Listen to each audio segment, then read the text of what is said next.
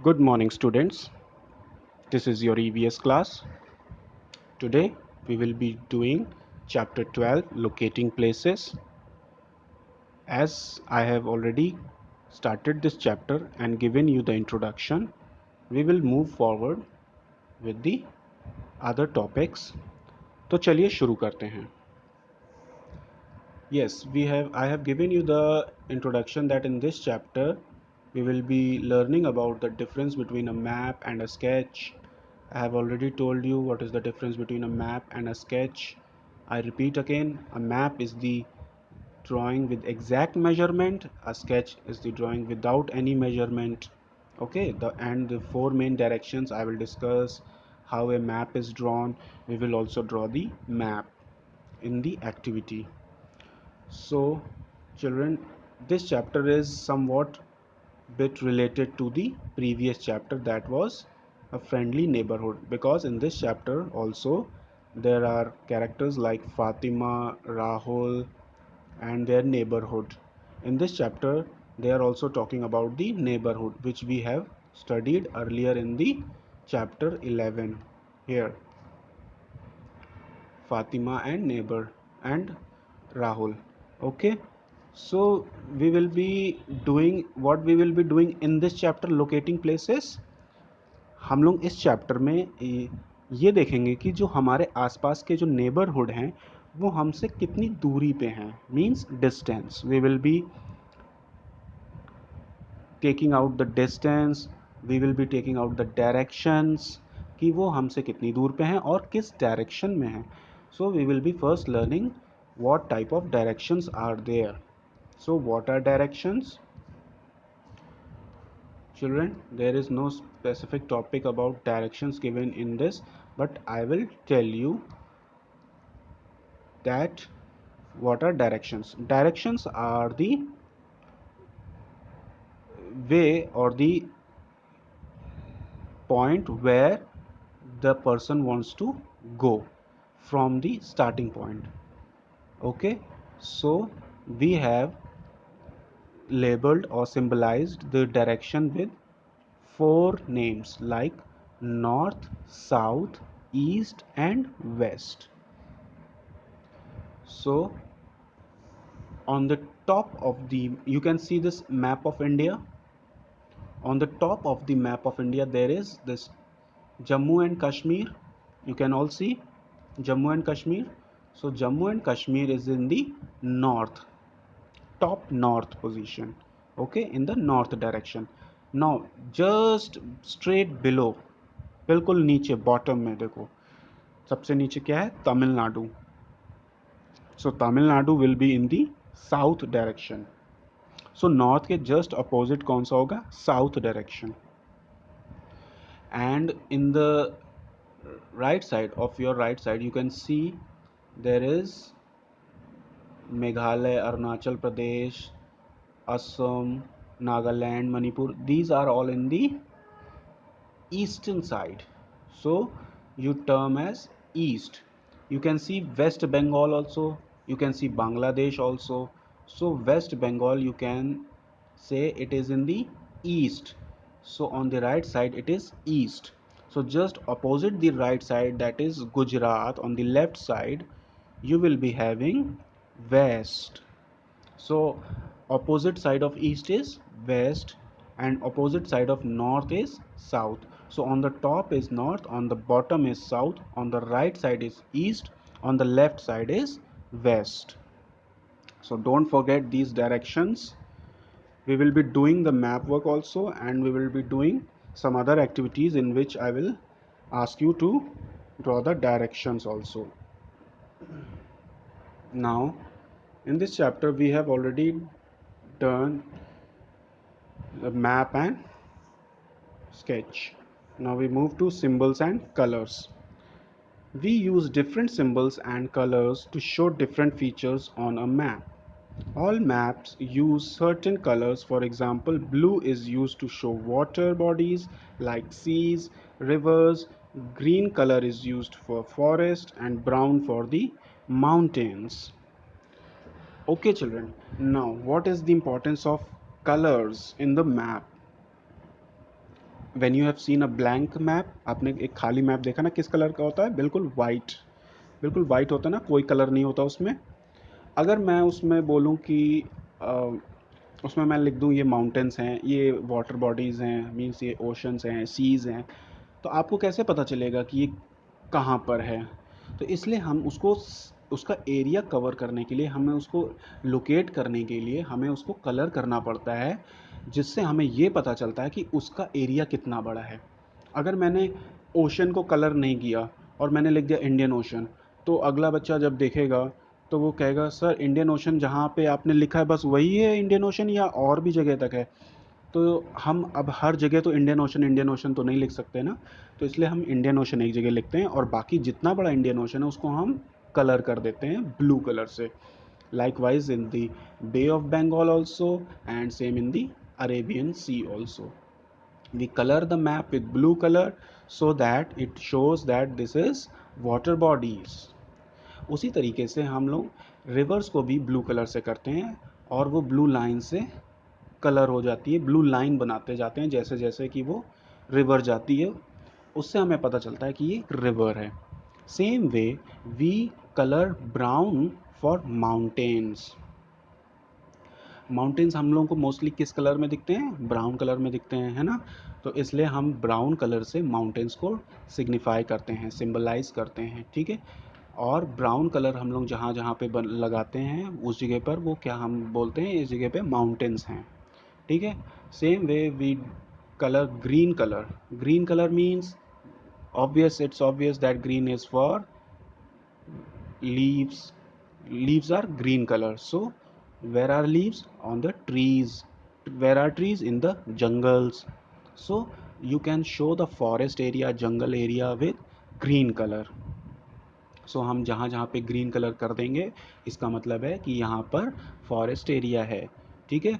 हम किसी जगह पर मान लो मैंने लिख दिया दिस इज़ अ फॉरेस्ट, तो अब वो फॉरेस्ट कितना बड़ा है उसको हम शो करेंगे कैसे? अब ग्रीन कलर से उसका एरिया पूरा कलर कर देंगे और उससे हमें ये पता चल जाएगा कि ये इतना बड़ा पूरा फॉरेस्ट एरिया है। Okay student, so that's why we use colours. Now next is symbols. Why do we use symbols? Symbols means होता है बेटा, हिंदी में कहते हैं चिन्ह। चिन्ह मतलब जिसको हम देख के पहचान सकते हैं।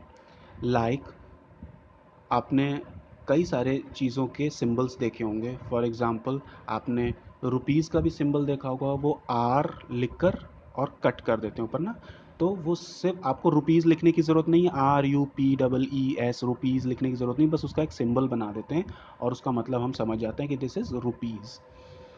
तो उसी तरीके से बेटा जैसे और भी सिंबल्स होते हैं वैसे मैप्स में भी सिंबल्स होते हैं। फॉर एग्ज़ाम्पल जैसे कि मुझे एक रेलवे लाइन बनानी है तो मैं एक सिंबल बनाऊंगा रेल ट्रैक का। Now students please listen carefully, I will show you the symbols, I will also draw the symbols. There are no symbols given in the your book, so I will give you some symbols in the snapshot. I will give you the snapshots of the symbols also. Okay, so there are symbols of railway track, rivers, okay, metalled road, and mountains, and forest. You can show with any symbols you want. और उस symbols को हम लोग क्यों show करते हैं? क्योंकि हमें कभी कभी इतनी प्रॉपर प्लेस नहीं मिलती है, जगह नहीं मिलती है मैप में। मैप तो छोटा होता है, अब उसमें हमें सारी चीज़ें दिखानी है, तो हमें उस पूरे मैप में हम सारी चीज़ें तो बना नहीं सकते हैं। अब हमें अगर माउंटेन बनाना है तो माउंटेन तो बहुत बड़ा होता है और मैप तो बहुत छोटा होता है, तो अब उतने बड़े माउंटेन को मैप में कैसे दिखाएंगे? हम सिंबल बना सकते हैं। अच्छा, और रोड दिखानी है हमें, रेलवे ट्रैक दिखाना है, हमें ये दिखाना है कि यहाँ से ट्रेन जाती है ना? तो हमें ट्रेन को कैसे दिखाएंगे? एक हम छोटी सी पटरी बनाएंगे और वो छोटी सी पटरी will be as your symbol, ठीक है? तो उसको हम जहाँ पे दिखाएंगे इसका मतलब है कि यहाँ पर ट्रेन जाती है, यहाँ पर नदी बहती है, यहाँ पर फॉरेस्ट है, यहाँ पर माउंटेन है, यहाँ पर रोड है। तो जो चीज़ें होती हैं वहाँ पर हम उसके सिंबल्स बनाते जाते हैं। Okay, got it students? So I will show you the symbols in the snapshot. Next is landmark.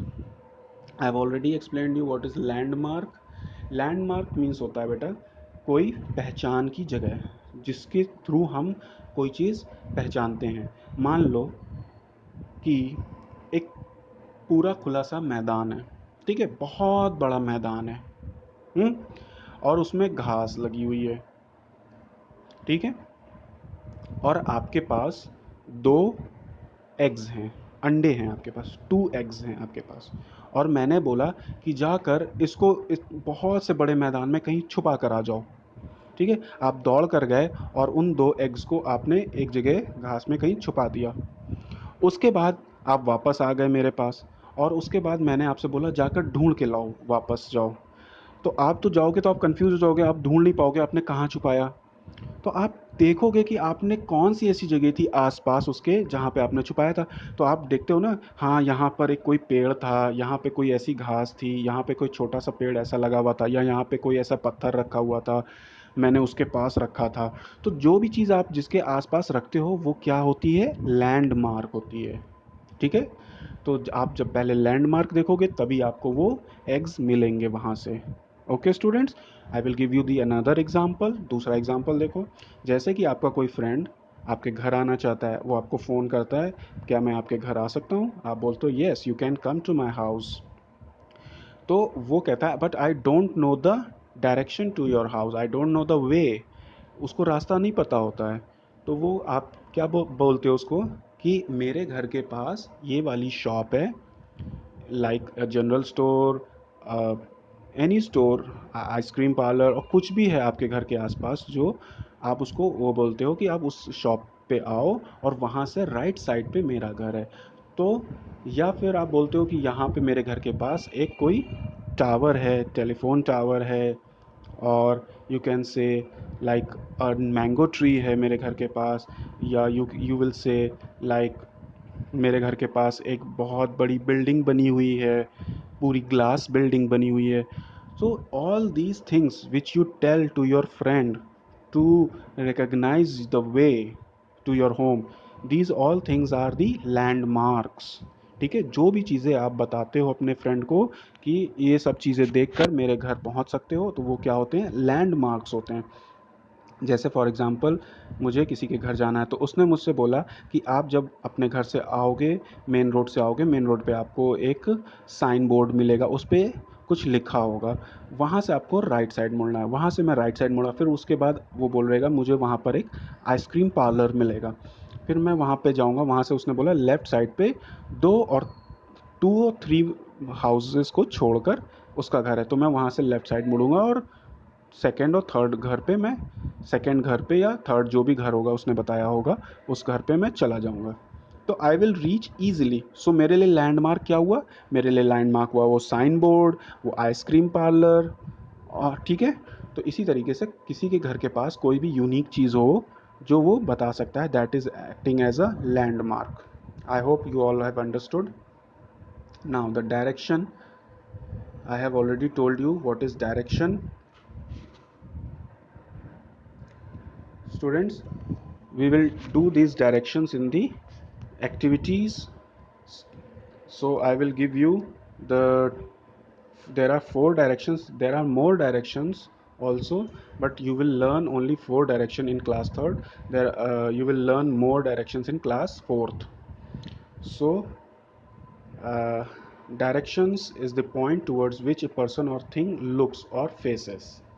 मतलब हम जिसकी तरफ देखते हैं वो हमारे लिए कौन सा होता है, क्या होता है, डायरेक्शन होता है। सो हम किस डायरेक्शन में देख रहे हैं। So if we are facing to the sun, अगर हमें दिखता है ना कि सन रोज़ सुबह निकलता है और हम उसकी तरफ मुंह करके खड़े हो जाते हैं, तो we are facing which direction. तो हमें सबको पता है कि सन हमेशा ईस्ट में निकलता है, पूरब में निकलता है, ओके। तो we are facing east direction, हम किस तरफ फेस कर रहे हैं, पूरब दिशा में। So sun always rises in the east. So if we are facing towards sun, then we are standing in the east direction. Understood? So this is the way I have told you earlier also, that opposite to east there is west, and opposite to north there is south. मैंने हमेशा बताया, हमेशा सबसे top पे north होता है, नीचे south, left right side में ईस्ट और लेफ्ट साइड में waste. So don't forget this. Now we will be doing the activities in the next class. So children, if you have any problem, please ask me. I end up my video over here. Thank you children. We will be doing the activities and map work also in the exercises, and after or before, any time. Okay students, thank you.